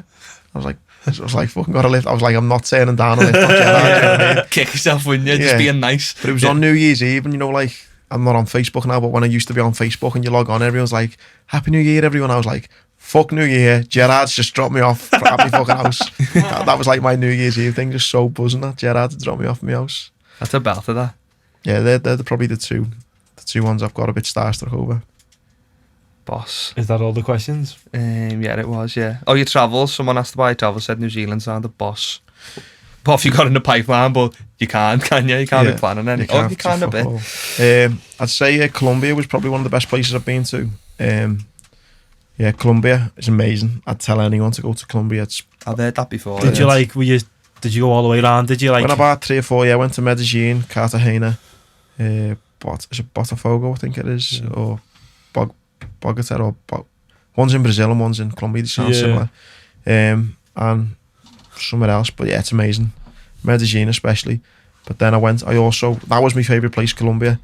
But then I got to go to New Zealand, and I say Queenstown is probably the place to go if you like your adrenaline and your outdoor and your adventure.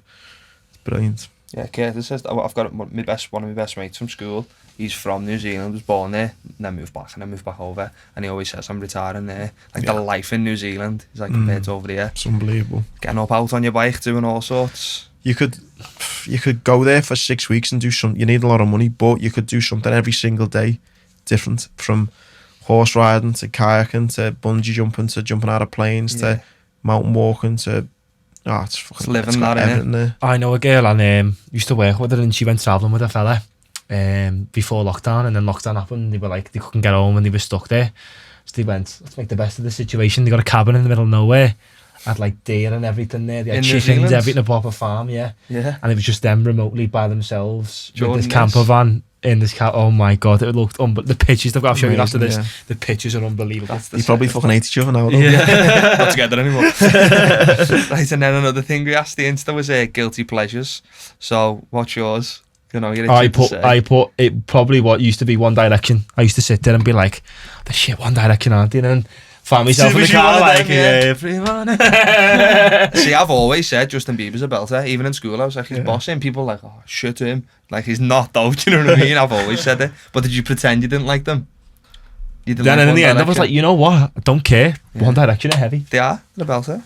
My favourite was the eating coleslaw with a fork out the back. that face, so the wrinkly mouth face. They put eating coleslaw with a fork straight out the tub, and then the wobbly mouth face. That's the right face in it. Like, if I nicked someone in ours with a fork in the coleslaw, I'd be like, what are you doing?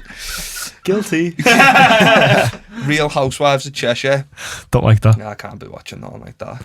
The Raz. Every single Scouser's guilty pleasure. It is like, it's not my guilty pleasure, but no, I've been 3 times and like thought I shouldn't like this, but do. Yeah, you've been the Raz. I'm just thinking when you said music straight away, that Beyonce, lads like Beyonce, she's cool, and that's not guilty pleasure. I think, I don't think she's a guilty pleasure, is she? I think it's her album's a belter, that Lemonade one. Yeah, that is a good album. Yeah. Do you know one of our kids' mates? So he's 30 something, 35, 36 I think.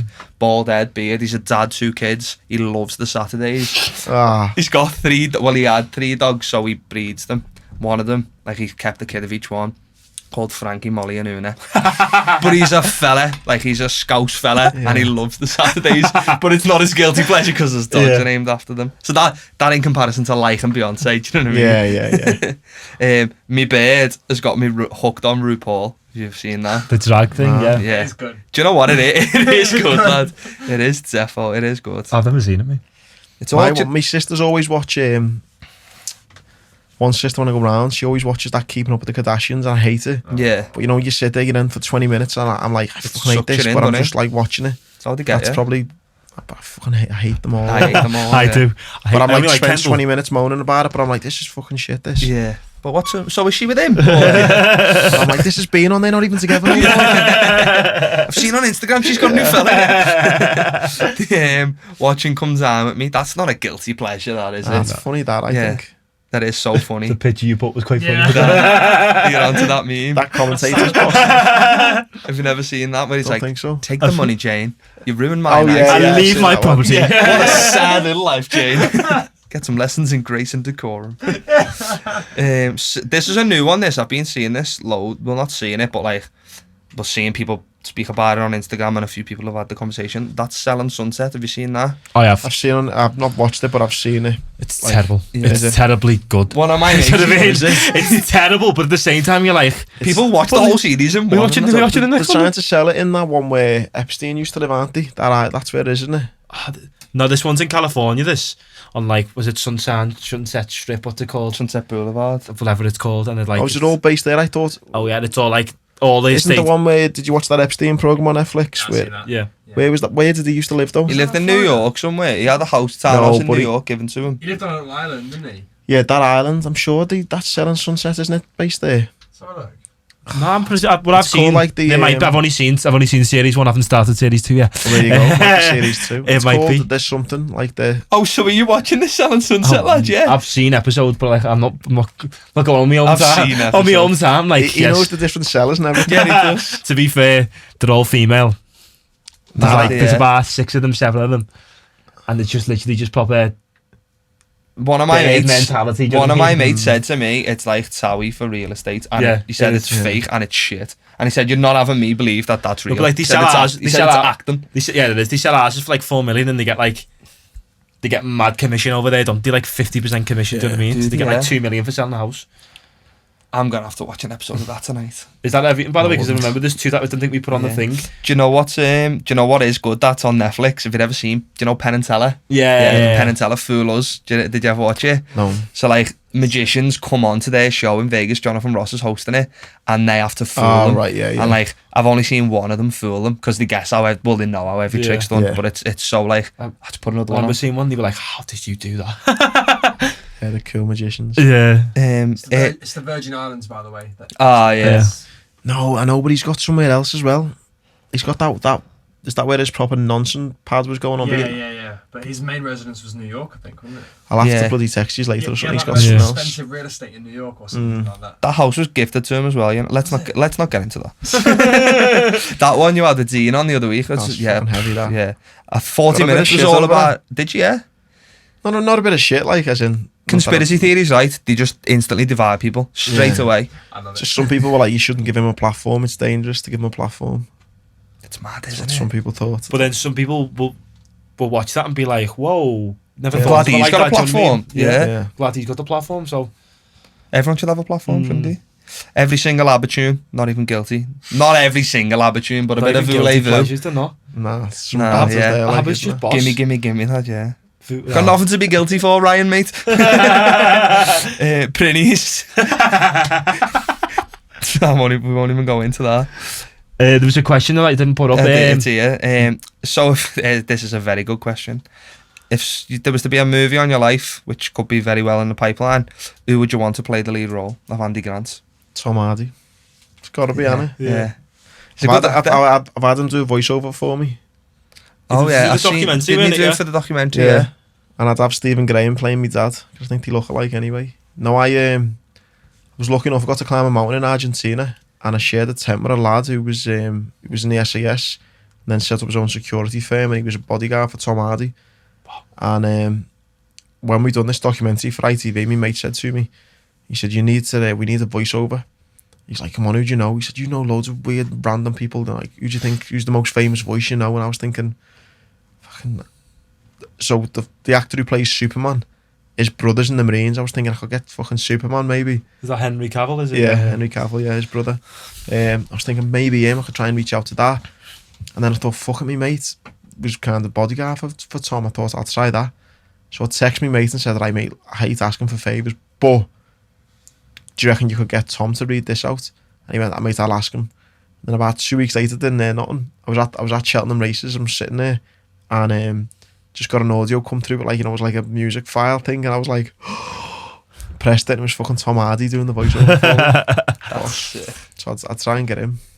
Yeah, sure. Good You've got film, the that. connection. Stephen yeah. Graham and Tom Hardy. Yeah. Yeah, Stephen Graham would definitely be doing that. Cost me a couple of quid. So what else have we got? We've got our questions, haven't we? Yeah, we'll do his album of the week first. Oh yeah, album of the week. So Paddy last week. Have you ever listened to Radiohead? No. No. I know the odd song, but Yeah. Well, I've heard of them and I've always knew they were big, but like I've never listened to I them. haven't really listened to them thoroughly. Like, obviously I know the odd song and that, but like this, my favourite Radiohead song is on the album. Plastic. See, I Fake wouldn't Plastic have known Trees. what my favourite tune was. I just Yeah. knew, the decent Radiohead. Do you know what I mean? I'll definitely give them a listen though. That's it. Like, I've been looking a bit more into them and the album itself. So it actually come fourth in the UK charts. Come out in '95, I think.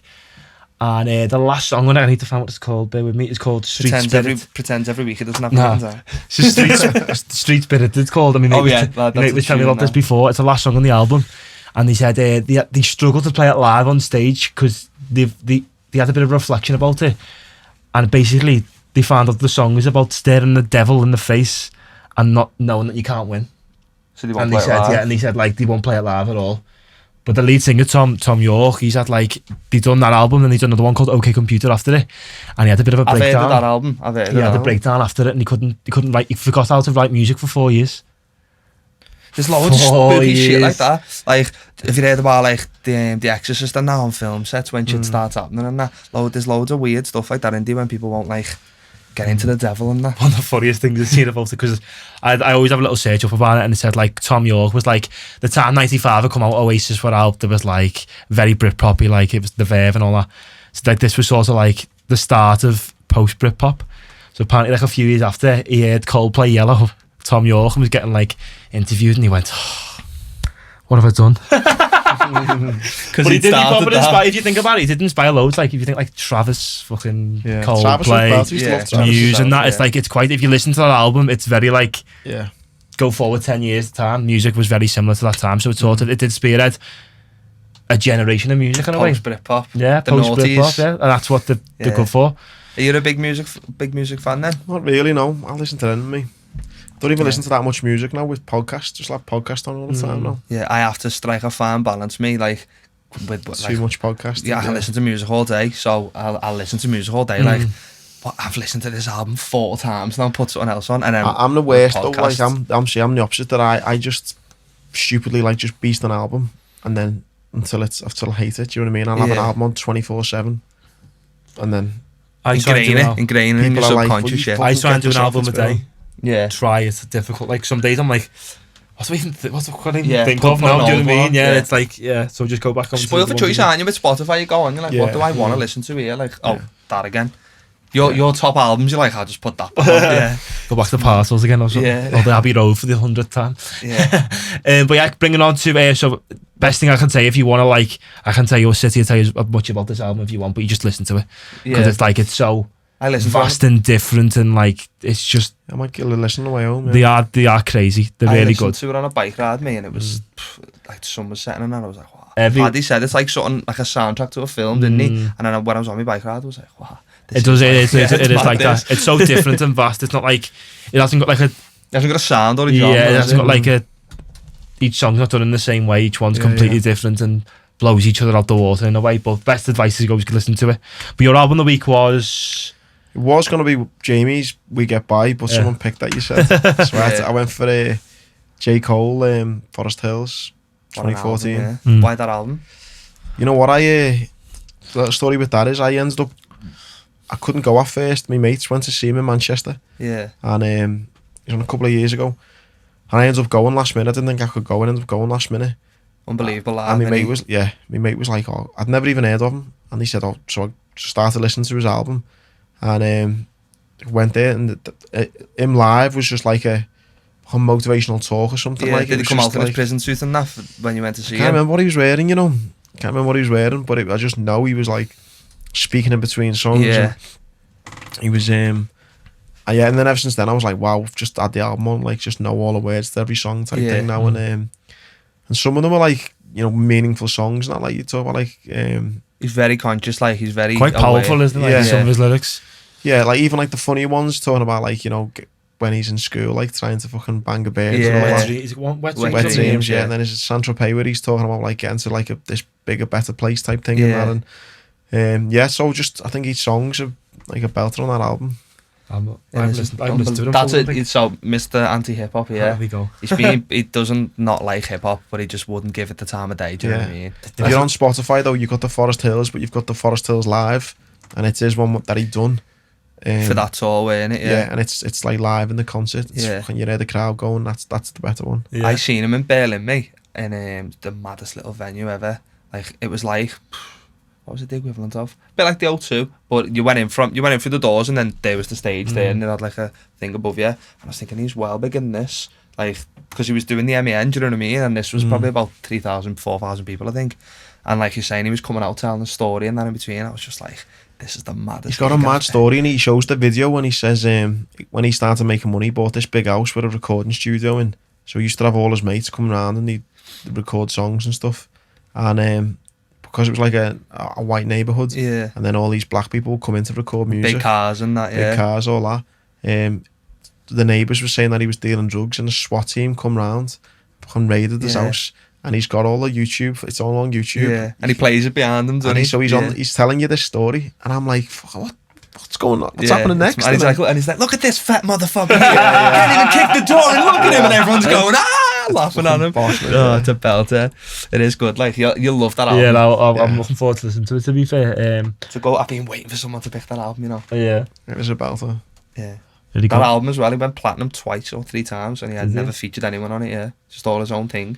And like, we'll get into it this week, shall we? He on that album, he signed to Rock Nation, which is like with Jay-Z, and then that was kind of Jay-Z said, "Go ahead, you can do your own thing," and it was kind of a mad idea, like your own album, you make all your own beats, not have any features, and then in the end, you know, that note to self in the credits and stuff, he's like saying thanks to everyone.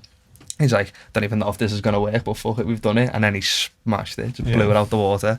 It's an unbelievable album. Well, I look forward to listening to that, to be fair. You might like hip-hop after it, lad. Yeah. It'll take a lot more than that, I think. No, I don't dislike hip-hop. I just listen to some rap hip-hop now, and I just think, what is this? Like it's a ghost. Yeah, some of it is now. I think some of it is fucking shit now, though. Yeah. I remember seeing a thing with Snoop Dogg, actually, and there's like...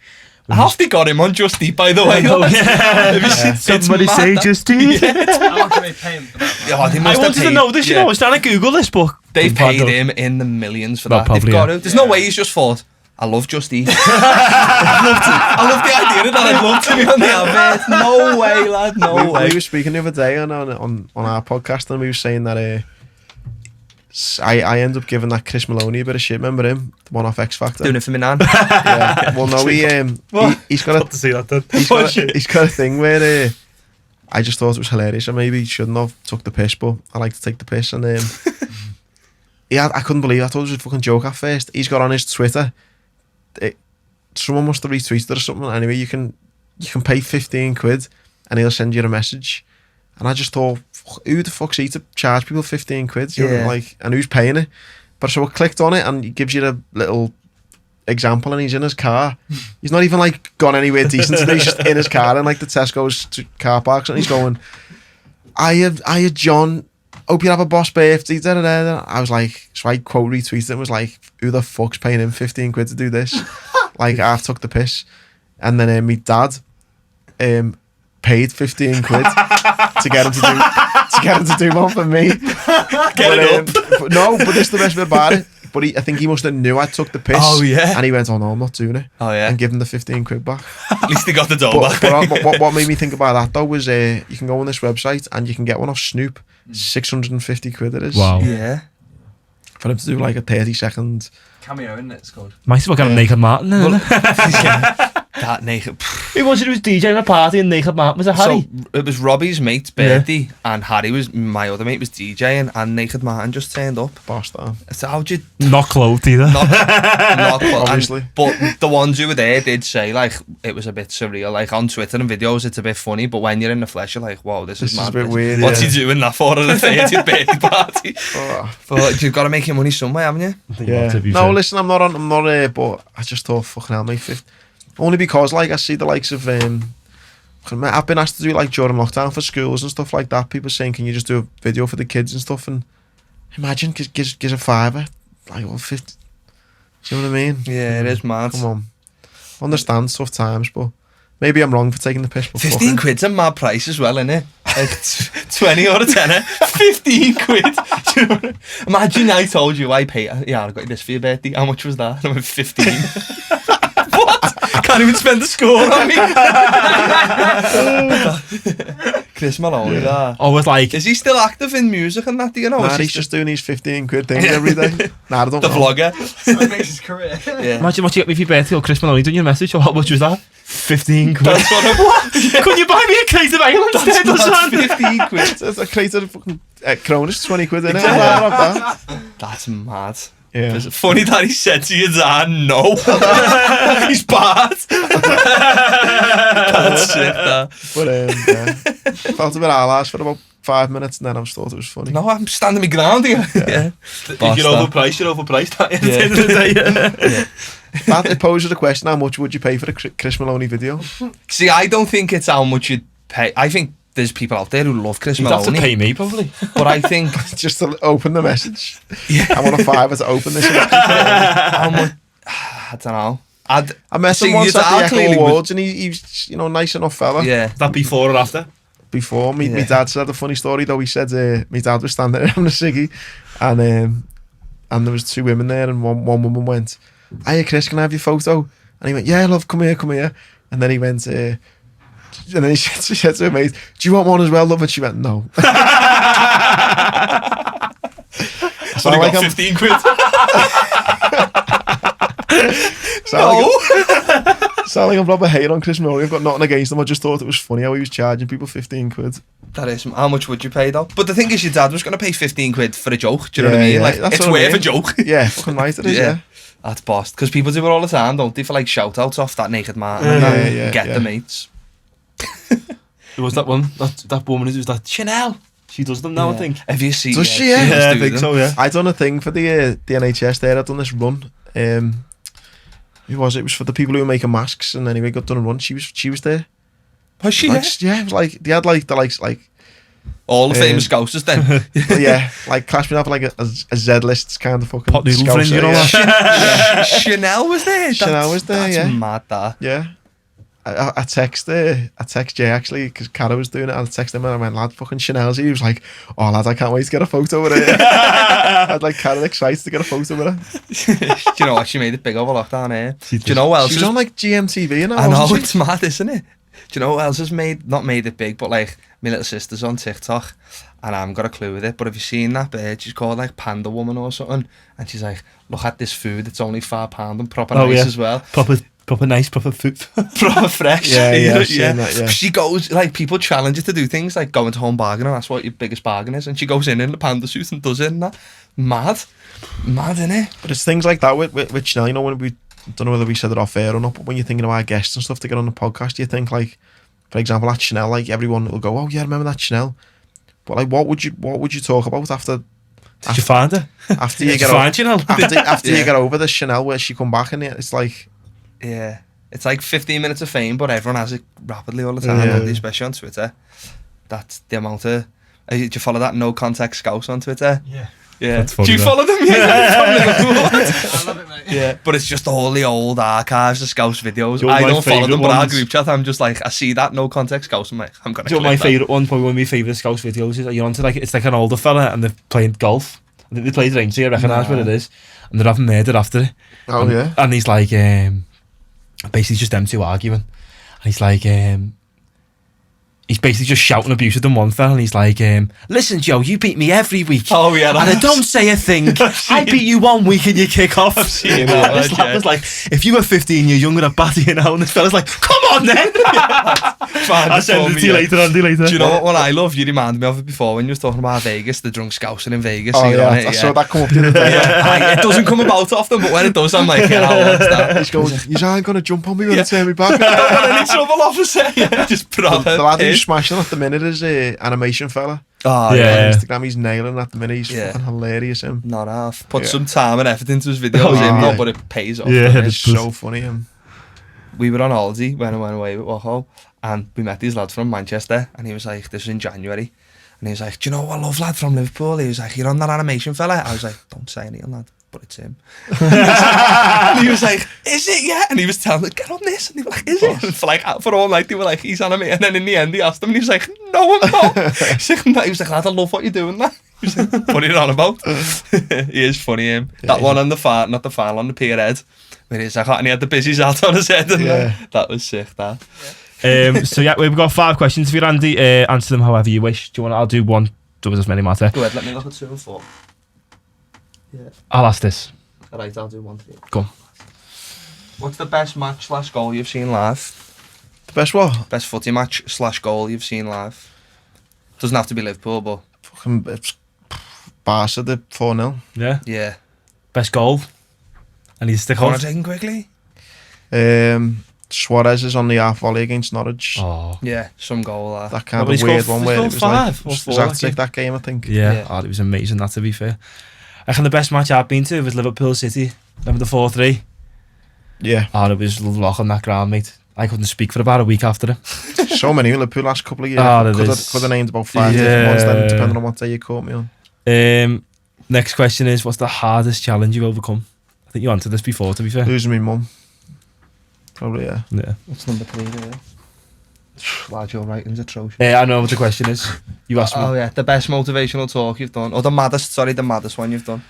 Because I think, did I read in your book or listen to a podcast, you said you ended up like after a talk or having a party with someone and going out with them all night, and you went in Cheshire or something. I think I've read somewhere. Yeah, mate, there's been loads of them ones. Yeah. Just like you went for a proper corporate talk and ended up out on the piss with them. Well, you end up becoming mates with them and stuff. Yeah. Yeah. I done one in been in Cheshire and ends up like In height until 4 a.m. You just doing a Conor McGregor. Ended up on an animation fella.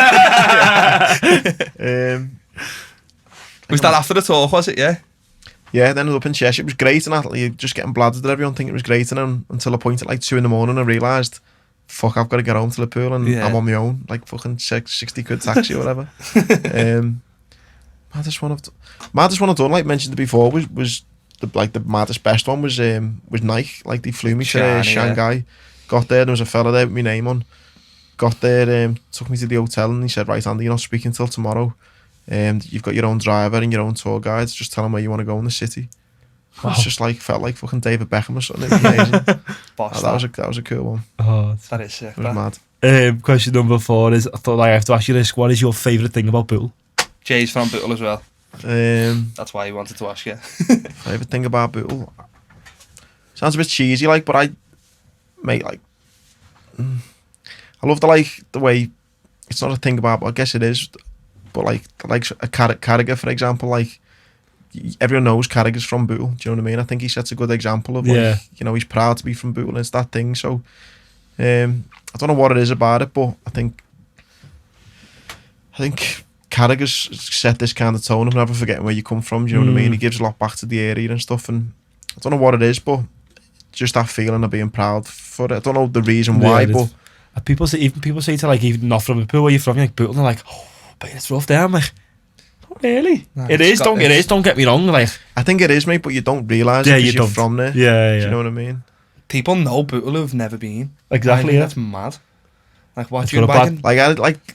Again, it's not a thing from Bootle, but I remember like listening to Carragher and Neville on like Sky Sports, and they're giving each other a bit of shit, and he goes, "Oh, get all your mates from Bootle," and it's like Neville saying it, and you're like, Carragher must go on about Bootle too. Do you know what I mean? So I think that's quite cool. Like, can you read it? Oh yeah. If you could relive any one moment, because obviously you've lived in a rich life there. If you could go back to any one moment, what would it be and why? There's too many there.